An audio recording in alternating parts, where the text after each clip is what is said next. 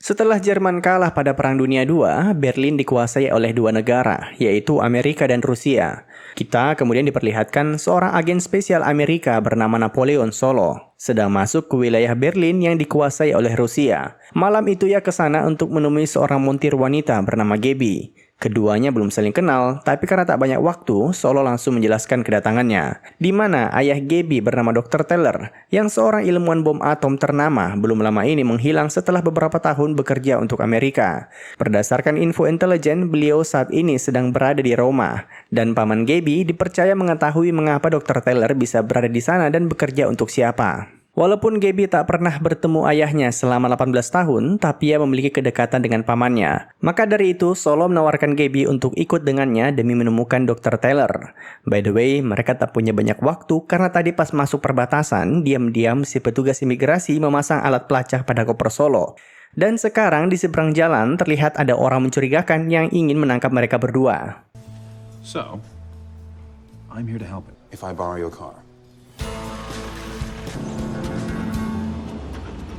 Sejak keluar dari bengkel, mobil mereka telah dibuntuti. Solo yang bersembunyi di jok belakang mulai merakit pistolnya dan ketika mereka berdua berpapasan dengan musuhnya, tiba-tiba I got news for you. He does. tembakan tadi akurat, tapi lawan mereka memiliki refleks yang luar biasa. Dan kejar-kejaran pun berlanjut. Untung saja, Gaby tak hanya seorang mekanik handal, tapi juga mahir dalam menyetir. Hingga akhirnya ia berhasil menipu musuhnya. I don't think so.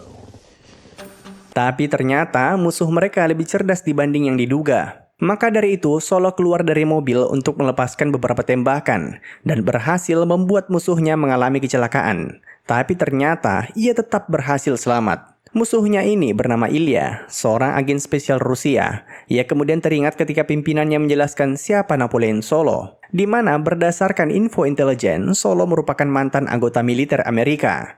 Namun beberapa tahun kemudian, ia terkenal karena sering mencuri barang antik hasil jarahan tentara Jerman. Solo bukan pencuri biasa karena mampu membobol berbagai brankas dan sistem keamanan di berbagai negara. Tapi pada akhirnya, ia pun tertangkap. Dan Amerika memutuskan untuk memanfaatkan kemampuannya dengan memaksanya menjadi agen khusus. Ternyata selama bertugas, Solo mampu menjadi salah satu agen khusus paling produktif bagi Amerika. Dan malam itu Ilya diperintahkan atasannya agar jangan sampai Solo berhasil membawa Gaby keluar dari perbatasan Berlin Timur.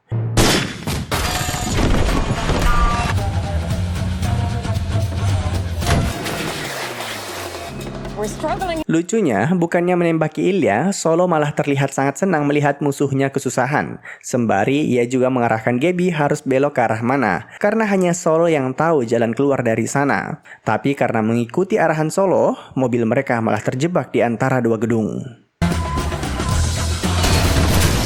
Take another left through the window. After you. Di waktu yang sama, polisi Rusia berkumpul karena mendengar suara tembakan. Ilya yang sedang terburu-buru malah dihadang oleh aparat hukum dan ia pun terpaksa menghajar mereka semua. Lalu langsung kembali melanjutkan pengejaran. Walaupun sedang dikejar, Solo terlihat sangat tenang dan berhasil naik ke atap gedung. Tak lama kemudian rekan Solo datang dan menembakkan sebuah grapple gun yang menjadi kunci pelarian mereka. Ilya berhasil menyusul, namun pada akhirnya Solo berhasil membawa kabur Gaby.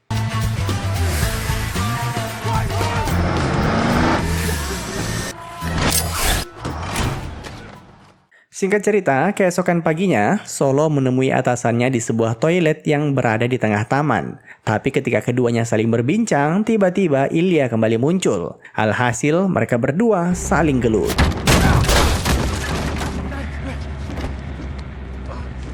Убивай своего нового партнера в первый же день. Tapi ternyata atasan Ilya juga berada di lokasi yang sama. Dan mereka berdua rencananya akan menjadi rekan di sebuah misi gabungan. Kita pun dijelaskan kalau Dr. Taylor dipercaya telah berhasil mensederhanakan pembuatan nuklir.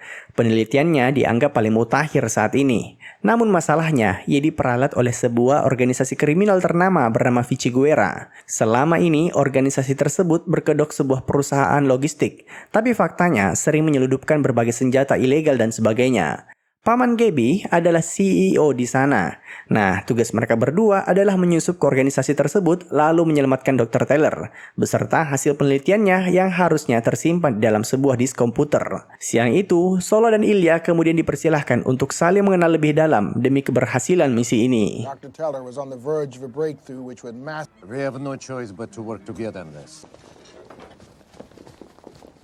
Ya, seperti yang kalian perkirakan, mereka berdua ini bagaikan air dan minyak. Baru berkenalan saja sudah saling meledek satu sama lain. By the way, karena penasaran akan Ilya, Solo semalam mencari tahu siapa dia sebenarnya. Di mana Ilya ternyata anak mantan petinggi Partai Komunis. Tapi ayahnya sempat melakukan korupsi dan akhirnya dipenjarakan. How important this mission is. Untuk misi ini, Gaby kemudian dipersiapkan dengan memberikannya beberapa pakaian baru. Tapi yang lebih mengejutkan baginya, karena ia dan Ilya harus menyamar sebagai sepasang kekasih. Awalnya Gaby menolak, namun Solo menjelaskan tujuan utama dari penyamarannya agar Ilya bisa mendekati paman Gaby yang dipercaya memiliki informasi terkait keberadaan Dr. Taylor. Sedangkan Solo nanti menyamar sebagai pedagang barang antik. Kebetulan pimpinan Vichiguera senang mengoleksi berbagai karya seni. Now we are engaged. Singkat cerita, mereka tiba di Roma, Italia. Sejak menginjakkan kaki di sana, pergerakan mereka bertiga sebenarnya telah dipantau oleh orang tak dikenal. Malam itu, ketika mereka berkeliling kota, Solo memberitahu Ilya kalau sebentar lagi akan ada beberapa bawahan paman Gaby yang akan berpura-pura sebagai preman. Tujuannya untuk memastikan apakah Ilya benar seorang arsitek seperti penyamarannya atau seorang mata-mata yang jago bertarung. Maka dari itu, Solo memperingatkan agar sebentar ketika dirampok, Ilya bersikap seperti orang normal. Dan kata-kata Solo terbukti benar. Tak lama kemudian, 2 orang preman merampok mereka.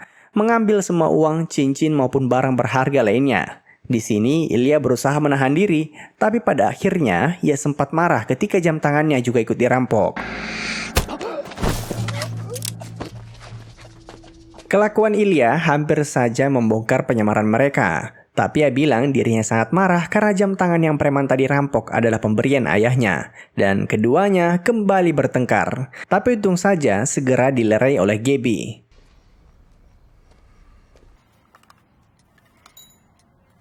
Keesokan paginya ketika bangun tidur, Solo menyadari kalau selama ini beberapa alat maupun pakaian yang ia bawa telah dipasangi alat pelacak dan tentu saja itu ulah Ilya. Tapi ketika Solo mencoba membuat Ilya mengakui perbuatannya, ia juga melakukan hal yang sama karena ternyata Solo selama ini juga diam-diam memasang berbagai alat pelacak di barang maupun kamar Ilya. Ya, bisa dibilang mereka berdua impas. Russian made.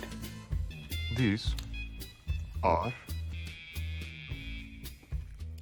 Pagi itu, rencananya mereka akan menghadiri acara ulang tahun perusahaan Vichiguera. Gaby diundang pamannya untuk datang ke sana. Singkat cerita, begitu sampai di tempat acara, mereka berdua langsung disambut oleh paman Gaby bernama Rudy. Tapi berbeda dari ekspektasi Ilya, yang bakal disambut ramah oleh paman tunangannya. Ia malah tak berhenti direndahkan. Dan yang paling Ilya benci karena Rudy tak berhenti menghina negara asalnya. Karena tak bisa menahan emosi, Ilya memilih untuk menenangkan diri di toilet.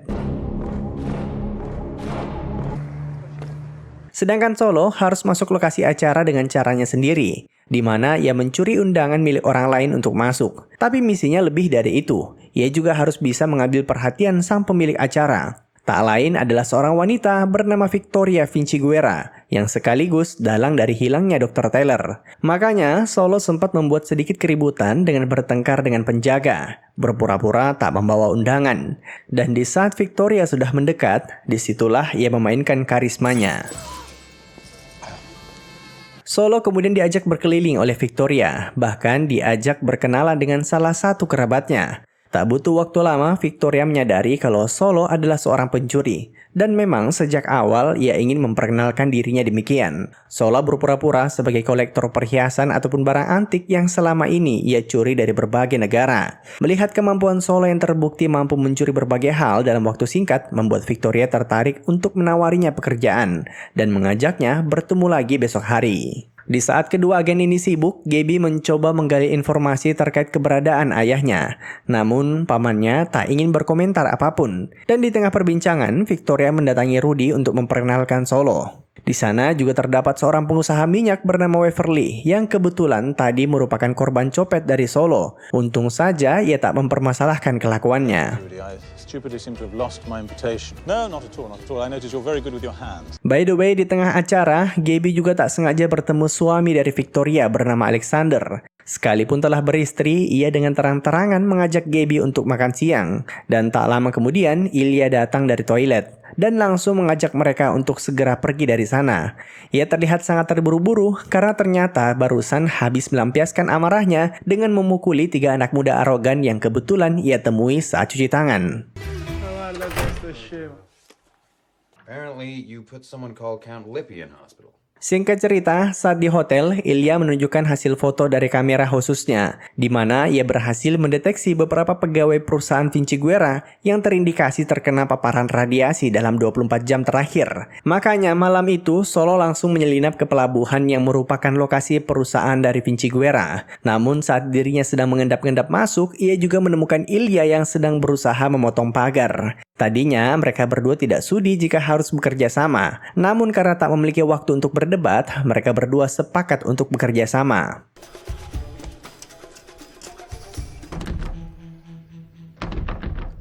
Ketika di dalam gudang, mereka berpencar untuk mencari uranium. Tapi sayangnya, setelah keliling sana-sini, tak satu pun alat di sana yang memancarkan radiasi. Hingga akhirnya ketika mereka ingin pergi dari sana, Ilya menyadari kalau salah satu pengamanan memakai jam tangan miliknya yang dicuri kemarin, dan langsung berniat mengambilnya kembali. KGB, we call it the kiss. It takes years to know. Sudah capek-capek keluarin jurus maut, ternyata jam tangan tersebut bukan miliknya. Tapi paling tidak, mereka tiba-tiba menemukan tombol di dalam lemari pakaian si pengamanan yang ketika dipencet ternyata membuka akses ke ruangan rahasia. Di bawah sana terdapat sebuah berangkas raksasa, kemungkinan besar digunakan untuk menyimpan uranium. Dan tentu saja untuk masalah berangkas, Ilya tahu diri kalau Solo adalah masternya. Ia kemudian meminta Ilya menjadi asistennya dalam beberapa menit ke depan, sembari dirinya memamerkan skillnya. Solo bahkan tahu kelemahan utama dari berangkas tersebut. Dan akhirnya, kurang dari 2 menit, berangkas itu berhasil ia bobol. Had a design flaw. Say flaw.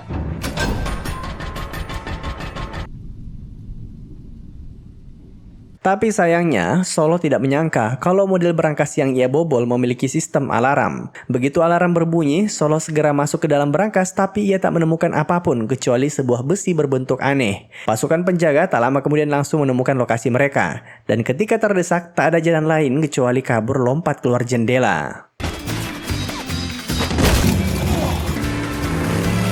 Mereka berdua menaiki speedboat berusaha kabur dari kejaran musuh yang mengejar menggunakan kapal bersenjata. Namun pengamanan dermaga ternyata sangat ketat, di mana memiliki akses buka tutup. Solo sebenarnya memiliki ide, tapi Ilya dengan ngotot ingin keluar dengan caranya. Maka dari itu, Solo memutuskan untuk lompat duluan ke danau. Kebetulan sekali mobil yang Solo naiki terdapat makanan. Sembari mengeringkan diri, ia menikmati wine dan sandwich yang tersedia. Tak lupa musik radio untuk mengiringi malam sambil memperhatikan dari jauh bagaimana Ilya berusaha kabur dari kejaran para penjaga. Sebenarnya saat itu Solo bisa saja kabur dari sana, tapi ia merasa kasihan akan rekannya dan memutuskan untuk segera menolongnya.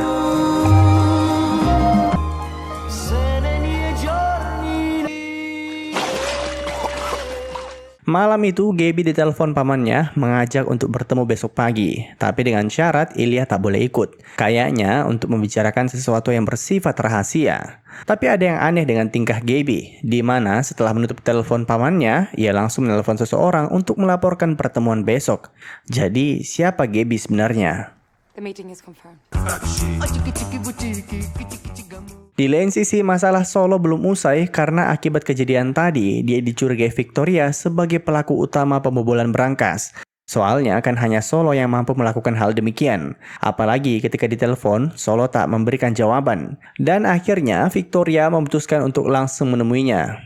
Sedangkan Solo sejak tadi sudah menduga kalau dirinya akan dicurigai. Makanya ia bersama Ilya buru-buru balik ke hotel menggunakan sebuah Vespa. Untung saja pas Victoria masuk ke kamarnya, ia sudah berhasil masuk lewat jendela dan berpura-pura habis mandi. Grape? Singkat cerita, keesokan harinya Gaby pergi menemui pamannya. Dari jauh, Ilya memantau pertemuan mereka dan diam-diam berhasil menyadap isi percakapan mereka menggunakan alat penyadap. Tak lama kemudian, Alexander juga ikut datang ke lokasi. Namun, tiba-tiba Gabby mengatakan sebuah kalimat yang membuat Ilya terkejut. My fiancé is a KGB agent, and the American you I was using them to get to you. Yap, Gabby bukannya berakting, malah langsung membongkar penyamaran Ilya dan Solo. Tujuannya agar ia bisa dipertemukan dengan ayahnya. Menyadari penyamarnya telah terbongkar, Ilya langsung kabur dari lokasi. Begitu tahu Solo adalah seorang agen, Victoria langsung memanfaatkan janji temu mereka berdua siang itu dengan diam-diam menaruh obat tidur pada minuman Solo. Begitu masuk ke dalam jebakannya, barulah Victoria menjelaskan apa yang Gabby telah perbuat. Namun bukannya terkejut, Solo malah terlihat sangat santai dan memilih untuk jatuh pingsan di atas sebuah sofa. Begitu terbangun, Solo sudah terikat di kursi listrik. Dan paman Gabby ternyata adalah seorang eksekutor dari perusahaan Vichiguera. Selama ini ia dipercaya untuk menyiksa berbagai agen maupun penyusup yang mereka tangkap. Sayangnya, Victoria tak bisa menyaksikan kematian Solo karena harus pergi duluan. Namun ia meminta agar Rudy menyiksanya secara perlahan. You will go here, Mr. Solo. Berkali-kali Solo mengalami penyiksaan, hingga kursi listrik yang dipakai menyiksanya mengalami korslet. Di saat sudah putus asa, tiba-tiba Ilya datang untuk menyelamatkannya. Dan tentu saja ketika bebas, maka waktunya untuk balas dendam. Apalagi kebetulan Ilya sangat ingin menghajar paman Gabby sejak kemarin. By the way, Rudy tanpa perlu disiksa langsung membocorkan semua rahasia yang ia ketahui terkait penelitian Dr. Taylor, di mana saat ini mereka telah berhasil membuat sebuah bom atom. Rencananya besok pagi, Jerman mengirimkan sebuah kapal selam untuk mengangkutnya. Rudy juga menawarkan akan bersaksi di pengadilan internasional jika mereka berdua membiarkannya hidup. Mendengar tawaran itu, Solo dan Ilya jadi ragu harus melepaskannya atau tidak, dan memutuskan untuk berdiskusi sebentar di luar ruangan. Tapi saat itu terjadi, kursi listrik yang Rudy kenakan tiba-tiba menyala, dan akhirnya...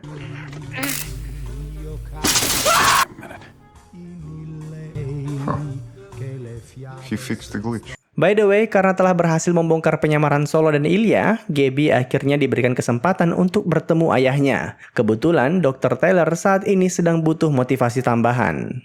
I'll let you two get reacquainted.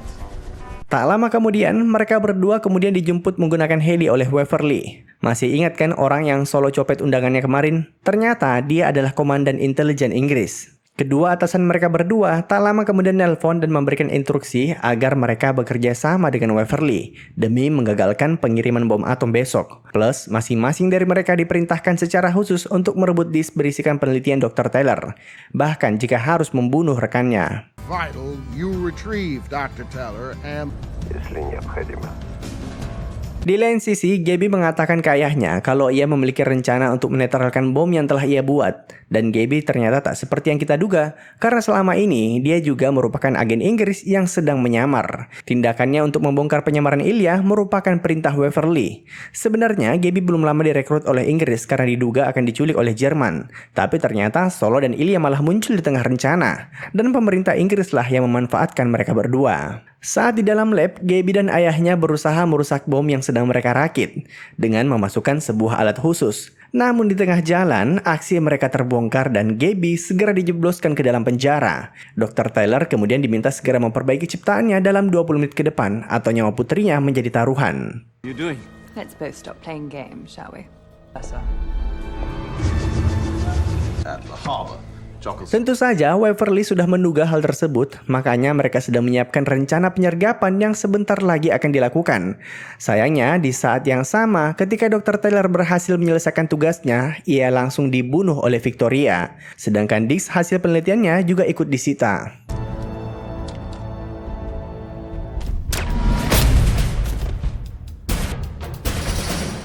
Ketika operasi penyergapan dimulai, pasukan khusus Inggris menyerbu Pulau Vichiguera. Solo dan Ilya termasuk di dalamnya. Dengan cepat, mereka berhasil mengalahkan puluhan pasukan penjaga dan mendobrak masuk ke dalam. Tapi begitu mereka sampai di sana, lab tersebut telah kosong. Begitu juga dengan penjara tempat Gabby ditahan. Ternyata Alexander dan istrinya telah mengatur rencana pelarian sejak awal.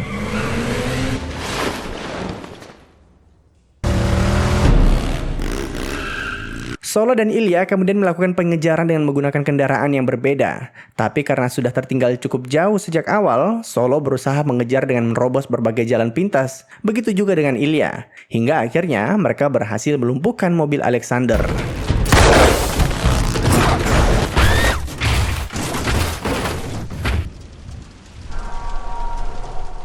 Saat Solo berusaha mengeluarkan Gaby dari mobil, Alexander kembali muncul dan menghajarnya. Untung saja, Ilya tak lama kemudian terbangun dari pingsannya dan langsung membunuh Alexander. By the way, di saat Ilya sedang sibuk dengan musuhnya, Solo berhasil mencuri disk penelitian Dr. Taylor yang terjatuh dari kantong Alexander.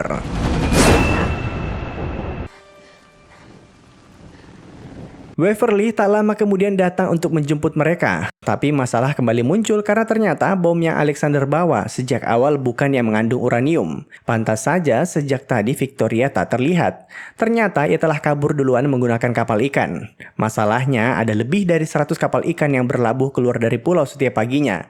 Dan sekarang posisinya sudah berada jauh dari jangkauan mereka. Setelah melihat semua list nama kapal ikan yang keluar dari pulau, Solo teringat bahwa ada satu kapal yang selalu ia lihat berada di dalam foto keluarga Vinciguerra, bernama Diadema.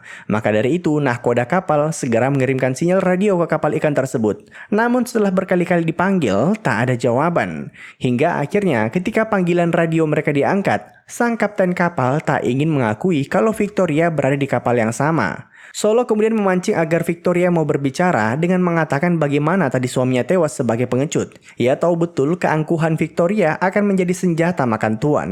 I would spare his life.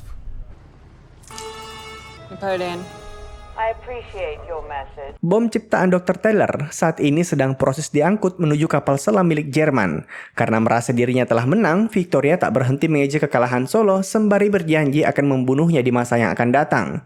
Tapi yang tak ia sadari, sejak tadi lokasinya di radar telah dipetakan. Bom yang tadi mereka curi ternyata mampu dimodifikasi dan segera ditembakkan begitu lokasi Victoria telah ditemukan. Yang by the way, sudah ditembakkan dari 45 detik yang lalu. Jika perhitungan Solo benar, maka 25 detik lagi akan mengenai kapal Victoria. I won't help you much. We're gone in 5 minutes. Launched 45 seconds ago. Singkat cerita, keesokan harinya mereka bersiap-siap untuk keluar dari hotel. Namun tiba-tiba Ilya menerima telepon dari atasannya mengatakan bahwa Solo saat ini memiliki disk hasil penelitian Dr. Taylor. Maka dari itu, Ilya diminta untuk merebutnya kembali. Dan jika tidak, maka ia akan dibuang ke penjara sebagaimana ayahnya. Kesal karena diancam dan direndahkan oleh atasannya sendiri, Ilya sempat mengamuk. Tapi pada akhirnya, ia tak bisa apa-apa kecuali menuruti perintah yang diberikan. Ia pun ke kamar Solo untuk berpura-pura ingin ngobrol sebentar sebelum saling berpisah. Terlihat di rekaman penelitian Dr. Taylor masih Solo simpan. Makanya Ilya langsung bersiap-siap mengeluarkan pistolnya. Tapi sejak awal Solo sudah menduga hal tersebut. Dan tiba-tiba Got something for you. Tiba-tiba Solo memberikan jam tangan Ilya yang selama ini sudah ia cari-cari. Kemarin kebetulan saat menerobos masuk pulau Vinciguerra, ia tak sengaja mengalahkan salah satu penjaga yang merampok jam tangan Ilya. Solo juga tahu kalau Ilya datang ke kamarnya untuk merebut disk penelitian yang ia miliki. Dan akhirnya dibanding saling membunuh, mereka berdua memutuskan untuk membakar disk tersebut. Rather good idea. Tak lama kemudian Waverly ikut bergabung untuk mengabari kalau ia baru saja berbicara dengan atasan mereka berdua. Di mana melihat keberhasilan misi kemarin, mereka bertiga akan kembali ditugaskan dalam misi yang sama di bawah komando Waverly. Dan kode tim mereka disebut Uncle.